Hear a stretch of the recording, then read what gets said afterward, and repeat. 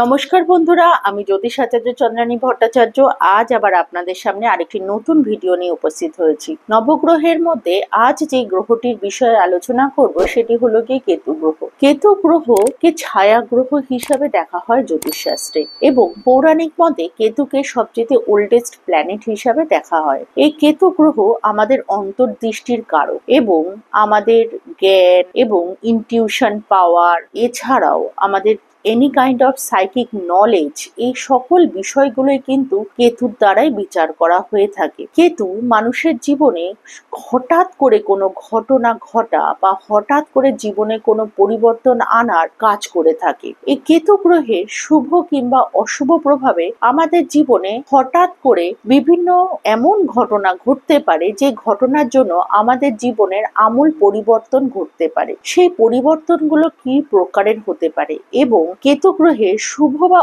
অশুভ প্রভাবে আপনার আমার জীবনে কি ধরনের সমস্যাগুলো আসতে পারে, এই সকল বিষয়গুলো নিয়ে আলোচনা করব। এছাড়াও কেতু গ্রহের অশুভ প্রভাব দূর করার জন্য কি ধরনের প্রতিকারের প্রয়োজন রয়েছে সেই প্রতিকারগুলো নিয়েও বলবো।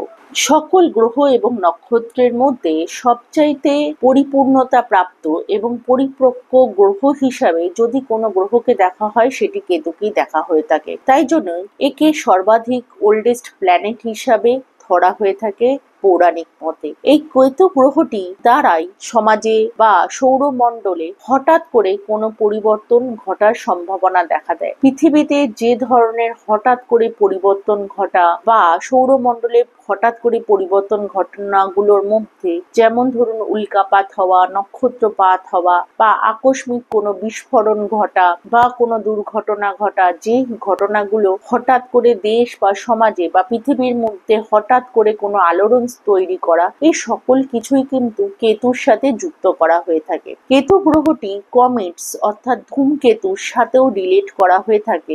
ভাগ্যবশত কোনো প্রকার লাভ বা প্রাপ্তি বা হঠাৎ করে যেই জিনিসগুলোকে পাওয়া হয় তার মধ্যে আপনি লটারিতে অর্থ প্রাপ্তির জায়গাটাও ধরতে পারেন। তো এই সকল বিষয়গুলোই কিন্তু কেতুর সাথে যুক্ত করা হয়ে থাকে। কেতুকে কিন্তু অনেক সময় ডিটাচমেন্টের কারক গ্রহ হিসাবেও দেখা হয়। কেতু জাতকের জন্মছকে যে ভাবে অবস্থান করে সেখান থেকে জাতকের মধ্যে বা যে ভাবগুলোর সাথে কেতু রিলেট করে থাকে সেখান থেকে কিন্তু জাতকের আস্তে আস্তে একটা ডিটাচমেন্ট তৈরি হওয়া শুরু করে। কেতুকে পূর্বজন্মের পেন্ডিং কার্মার সাথেও যুক্ত করা হয়ে থাকে। তাই অনেক সময় জাতকের কেতুর প্রভাবেও জাতক তার পূর্বজন্মের থেকে প্রাপ্ত কোনো কাজ বা সেখান থেকে কোনো রকমের নলেজ সেগুলোকেও কিন্তু ক্যারি ফরওয়ার্ড করে থাকে এই জন্মে। এগুলোকেও কিন্তু জ্যোতিষশাস্ত্রে বিভিন্নভাবে গভীরভাবে অ্যানালাইসিস করে বিচার করা হয়ে থাকে। সাধারণভাবে কেতু থেকে দর্শন, গণিত, গুপ্তবিদ্যা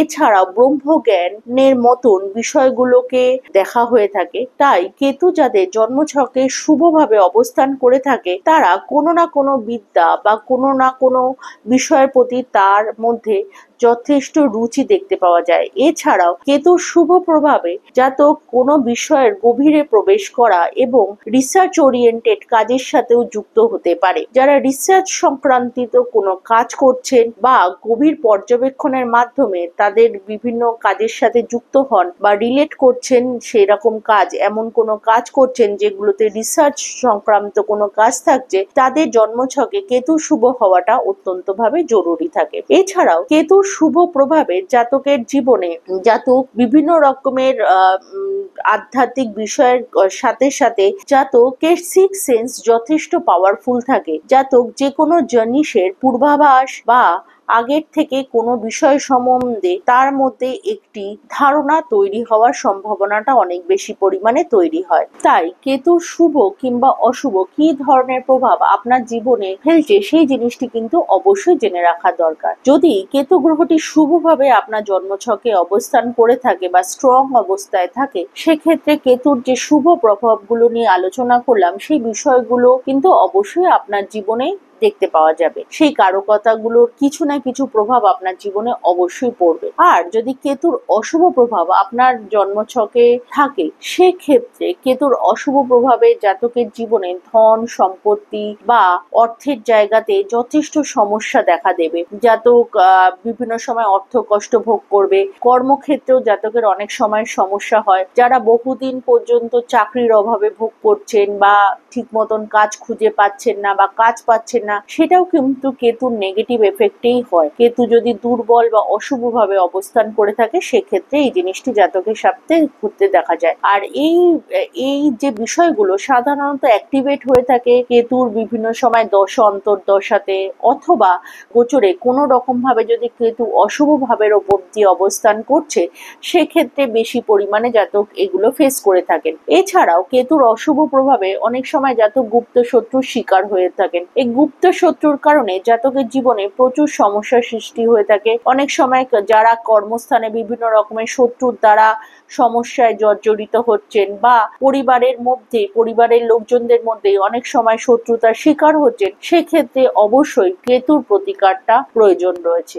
কেতুর থেকে সাধারণত গুপ্ত কোনো রোগ বা এমন কোনো রোগ যে রোগের চিকিৎসার মাধ্যমেও অনেক সময় ধরা পড়ে না, সেই ধরনের রোগগুলোকেও দেখা হয়ে থাকে। যদি আপনার পরিবারে বা আপনার মধ্যে এরকম হয় যে আপনি শারীরিক সমস্যা ফেস করছেন, বিভিন্ন সময় ডক্টরের কাছে যাচ্ছেন, বিভিন্ন রকমের টেস্ট করাচ্ছেন, অথচ সেই চিকিৎসাতে সঠিকভাবে কোনো কিছু রোগ নির্ণয় করা যাচ্ছে না, তাহলে পরে সেটির কেতুর অশুভ প্রভাবেও অনেক সময় হয়ে থাকে। এছাড়াও যাদের অনেক সময় পায়ের নখ সংক্রান্ত বিভিন্ন রকমের সমস্যা দেখা দেয় বা ইউরিন রিলেটেড কোনো রকমের সমস্যা বা ধরুন ইউরিনের ইনফেকশন রিলেটেড কোনো রকম সমস্যা হচ্ছে, সেই ধরনের সমস্যাও কিন্তু অনেক সময় কেতুর অশুভ প্রভাবেই হয়ে থাকে। তো সেই ক্ষেত্রে অবশ্যই প্রতিকার করার প্রয়োজন পড়ে। যাদের কেতুর অশুভ প্রভাব থাকে বা কেতুর অশুভ দশা অন্তর্দশাতে অনেক সময় জাতক বিভিন্ন রকমের বিষক্রিয়ার শিকার হতে পারে, অথবা ধরুন ভুল মেডিসিন গ্রহণের জন্য বা ভুল চিকিৎসার কারণে জাতকের হঠাৎ করে শরীরে কোনো সমস্যা দেখা দিতে পারে।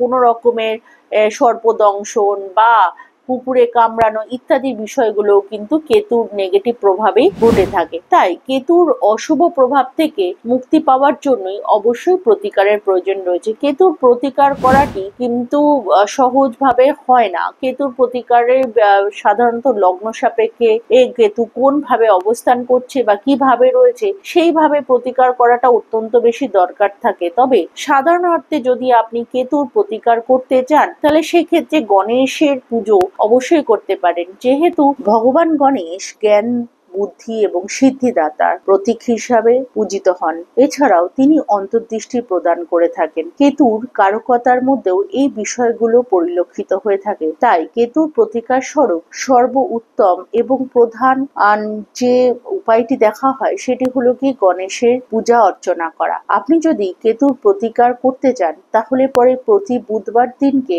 11টি অথবা 21টি দুব্বা দ্বারা গণেশের পূজা করতে পারেন। এছাড়াও ভগবান শিবের উপাসনাটিকেও কিন্তু যথেষ্ট একটি ভালো প্রতিকার হিসাবেও দেখা হয়ে থাকে। যদি আপনি ভগবান শিবের উপাসনা করতে চান, তাহলে পরে সেক্ষেত্রেও কেতুর একটি উত্তম প্রতিকার হয়ে থাকে। এছাড়াও আপনি কেতুর প্রতিকার স্বরূপ কুকুরদের সেবা করতে পারেন। সেই কুকুরদের যদি সেবা করা হয়, অনেক সময় কেতুকেও তুষ্ট করা হয়ে থাকে। এছাড়াও বাস্তু হিসেবে যদি আমরা কেতুর প্রতিকার করতে চাই, সেক্ষেত্রে আপনার বাড়িতে যে দেবতা স্থান রয়েছে, সেই দেবতা স্থানটিকে সবসময় পরিষ্কার পরিচ্ছন্ন রাখার চেষ্টা করুন এবং আপনার বাড়িতে যে সিঁড়ির নিচটা রয়েছে, সেই নিচটিকেও অবশ্যই পরিষ্কার রাখার চেষ্টা করবেন, কারণ এই স্থানগুলোকে কেতুর স্থান হিসাবে দেখা হয়ে থাকে। এছাড়াও কেতুর প্রতিকার স্বরূপ আপনি আপনার বাড়ির আশেপাশে যে সকল ছোট কন্যারা রয়েছে, তাদেরকে সেবা করতে পারেন। তাদেরকে কোনো টক জাতীয় জিনিস অবশ্যই খেতে দিতে পারেন। এটিকেও কিন্তু কেতুর প্রতিকার হিসাবে দেখা হয়। এছাড়া যদি আপনার মামার বাড়ির সাথে বা আপনার মামা মাসিদের সাথে সম্পর্ক সঠিক না থাকে, তাহলে পরে সেটিকে ঠিক করার চেষ্টা করুন। এটাকেও কিন্তু কেতুর একটি প্রতিকার স্বরূপও আপনি দেখতে পারেন। যদি আপনাদের আমার ভিডিওটি ভালো লেগে থাকে তাহলে অবশ্যই লাইক কমেন্ট করবেন। আর যারা এখনো অবধি চ্যানেলটিকে সাবস্ক্রাইব করেননি তারা চ্যানেলটিকে সাবস্ক্রাইব করতে ভুলবেন না। খুব শিগগিরই দেখা হবে পরবর্তী ভিডিওতে। ভালো থাকবেন আপনারা সকলে। ধন্যবাদ।